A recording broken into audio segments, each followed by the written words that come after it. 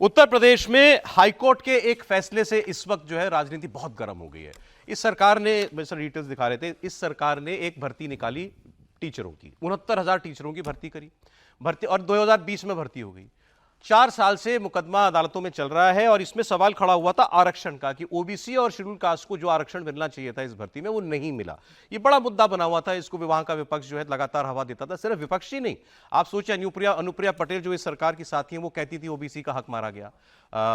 इस इलेक्शन का खत्म होने के बाद लोकसभा का केशव प्रसाद मौर्य जो डिप्टी चीफ मिनिस्टर है, उन्होंने अपनी ही सरकार को चिट्ठी लिखी थी कि इस मामले में देखिए ओबीसीओं के साथ न्याय नहीं हुआ है, हमको कुछ करना चाहिए। बहरहाल पूरा मामला चूंकि अदालत में चला गया था तो इसलिए अब अदालत के आज के फैसले से ऐसा लगता है कि इसमें अब कुछ आगे कदम बढ़ाए जाएंगे। देखिए, आरोप यह था कि ओबीसी वर्ग का आरक्षण बनता है 27%, उसकी जगह ओबीसी की भर्ती हुई केवल 3.86%। ऐसे ही एससी शेड्यूल कास्ट वर्ग का आरक्षण बनता था 21%, उसकी भर्ती हुई 16.2%। यह हंगामा था। अब इसमें मैंने आपको बताया कि असल मजे की बात यह कि सरकार के मंत्री अपने ऊपर सवाल उठा रहे हैं अपनी सरकार पर। रुचि कुमार हमारी सवाल था, वो जुड़ गई है, वो हमारे साथ जुड़ी हुई है। मैं रुचि के पास जाऊं उससे पहले एक बार अखिलेश यादव ने इस पर क्या कहा है, रुचि वो सुनवा देते हैं, फिर आप जरा समझाइएगा पूरा मामला क्या है। ये लड़ाई बहुत लंबी लड़ी है और जहां मैं कोर्ट का धन्यवाद देता हूं,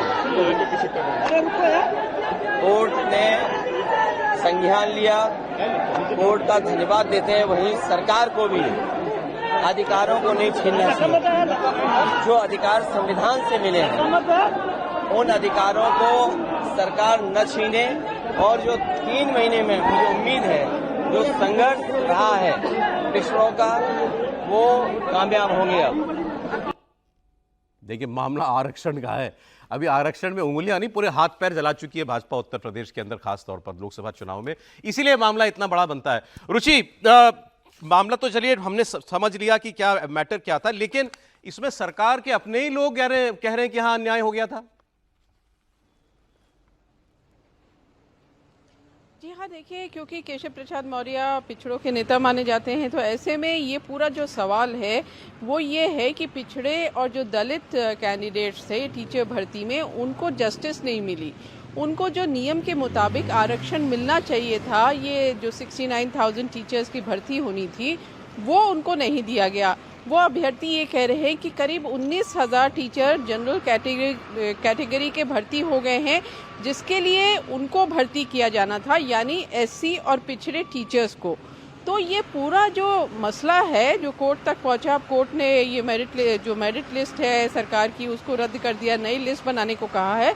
तो ये क्योंकि दलितों और पिछड़ों से जुड़ा हुआ है, तो आज के टाइम पे उसके खिलाफ जाना सरकार के लिए भी थोड़ा मुश्किल हो रहा है। अब ये कहा जा रहा है कि जो बेसिक शिक्षा विभाग है वो एक मीटिंग मुख्यमंत्री योगी आदित्यनाथ उसकी बुलाने जा रहे हैं, उसमें ये तय होगा कि आखिर इसमें क्या किया जाए। क्योंकि सौरभ, देखिए, मुश्किल क्या है कि अगर ये लिस्ट मेरिट लिस्ट जैसा कि कोर्ट ने कहा है नई तरीके से बनती है, तो करीब जो कैंडिडेट्स कोर्ट गए थे उनका ये दावा है कि करीब 19,000 जो जनरल कैटेगरी के लोग हैं वो नौकरी कर रहे हैं जिस पर उनका हक था।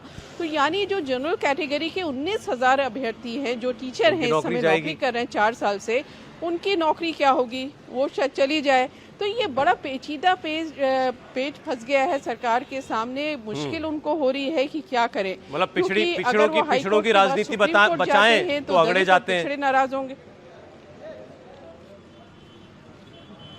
जी बिल्कुल, इसीलिए सरकार के सामने मुश्किल है, लेकिन इस बात पे मंथन हो रहा है क्योंकि कोर्ट ने बिल्कुल साफ कह दिया है कि ये पूरी जो मेरिट लिस्ट है इसको रद्द किया जाए और जो अभ्यर्थी हैं वो चले मेरा लेकिन एक सवाल ये है कि योगी आदित्यनाथ सरकार जब बार बार इस बात का दावा करती है कि हमारे यहाँ भर्तियों में बिल्कुल 100% पारदर्शिता है, वो कोई मौका नहीं छोड़ते ये बताने में कि जब पहले भर्ती निकलती थी तो चाचा भतीजे झोला लेकर के निकल जाते थे, भ्रष्टाचार होता था।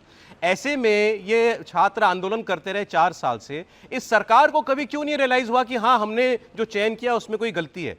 इन्होंने क्यों नहीं स्वीकारा कभी? देखिए, बड़ा टेक्निकल मामला है सौरभ, क्योंकि जो भर्ती हुई उसमें करीब, जब एग्ज़ाम हुआ 2018 में, तो करीब 4.5 लाख लोग बैठे उसमें, और उसमें से पास हो गए करीब 1.5 लाख के आसपास। अब इतने पास हो गए थे तो कट ऑफ मार्क्स बनाए गए, मेरिट लिस्ट बनाई गई, और उसमें SC, ST और पिछड़ों के लिए अलग थी और जनरल कैटेगरी के लिए अलग थी। अब एक पेच जहाँ पे फंसा वो ये कि शिक्षा विभाग में जो रिजर्वेशन देने के नियम हैं, गाइडलाइंस हैं, उसके मुताबिक अगर कोई पिछड़ा है, कोई दलित है, और वो मेरिट में इतना नंबर पा जाता है जो जनरल कैटेगरी में मिलता है नंबर, तो वो जनरल कैटेगरी में चला जाएगा, उसको आरक्षण का लाभ नहीं मिलेगा, उसको जनरल कैंडिडेट माना जाएगा। और उसके बाद जो पिछड़े और दलित और कैंडिडेट हैं वो उस कैटेगरी में आ जाएंगे। तो यहाँ गड़बड़ यही हुआ कि जो दलित थे, जो OBCs थे, जिनको इतने नंबर मिल गए कि वो जनरल कैटेगरी में जा सकते थे, उनको जनरल कैटेगरी में नहीं डाला गया। अच्छा। तो इसका नतीजा ये हुआ कि जब उन्होंने मेरिट लिस्ट निकाली, उसमें देखा कि किसके कितने नंबर है, और उनको लगा कि इतने दलितों को, करीब 19,000 OBCs और दलित थे जिनको जनरल कैटेगरी में नौकरी मिलनी चाहिए थी, उनको रिजर्व कैटेगरी में नौकरी दे दी गई।